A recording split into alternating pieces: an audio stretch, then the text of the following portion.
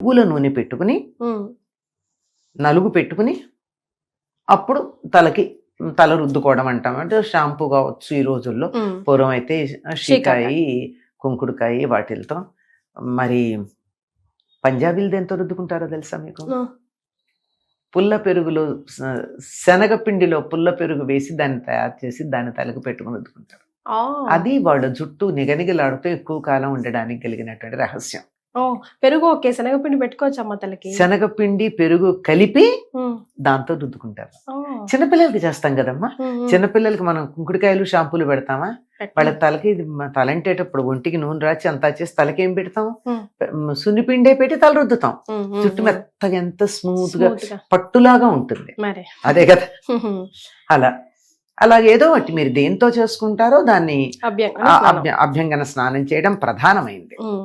ఎందుకంటే మామూలుగా స్నానం చేసిన దానికన్నా నూనె రాచి నలుగు పెట్టుకుంటే అంతకు ముందు ఉన్నటువంటి మట్టి పోతుంది. తేడా తెలుస్తుంది కదా మనకి. ఫ్రెష్ గా అనిపిస్తుంది. అలాగా ఆ పాత సంవత్సరం తాలూకు వాసనలన్నీ వదిలేస్తాం అభ్యంగన స్నానంలో. వదిలేసిన తర్వాత కొత్త బట్టలు కట్టుకుంటారు. కొత్త బట్టలు కట్టుకుని దేవుడికి దండం పెట్టుకుని ఉగాది పచ్చడి తిని దేవాలయానికి వెళ్ళి వచ్చి పిండి వంటలతో భోంచేసి తర్వాత ఆలయంలో గాని ఒక చోట 10 మంది చేరి గాని పంచాంగ శ్రవణం చేయాలి. ఒకరు పంచాంగ పఠనం చేస్తారు, మిగిలినటువంటి వాళ్ళు శ్రవణం చేస్తారు. ఇవి ఇంతవరకు మనం అటు ఇటుగా చేస్తున్నాం. కానీ వదిలేసింది ఒకటి ఉంది. ఇంటి మీద ధ్వజారోహణం అని ఒకటి. ధ్వజారోహణం అంటే ఇంటి మీద జెండా ఎగరేయడం. ప్రతి ఇంటికి వేసుకోవాలి. అంటే దేనికి జెండా దేనికి ఎగరేస్తాం? విజయాన్ని సాధించినప్పుడు ఎగరేస్తాం. మనకు కూడా ఉంది కదండి, దేశ నాయకులు అటువంటి వారు ఎవరైనా పోయినప్పుడు విషాదంగా ఉంటే ఏం చేస్తున్నాం? జెండాని దింపుతాం. మనం ఉత్సాహంగా ఉంటే దేశానికి స్వాతంత్రం వచ్చింది అంటే ఏం చేస్తున్నాం? జెండా ఎగరేస్తాం.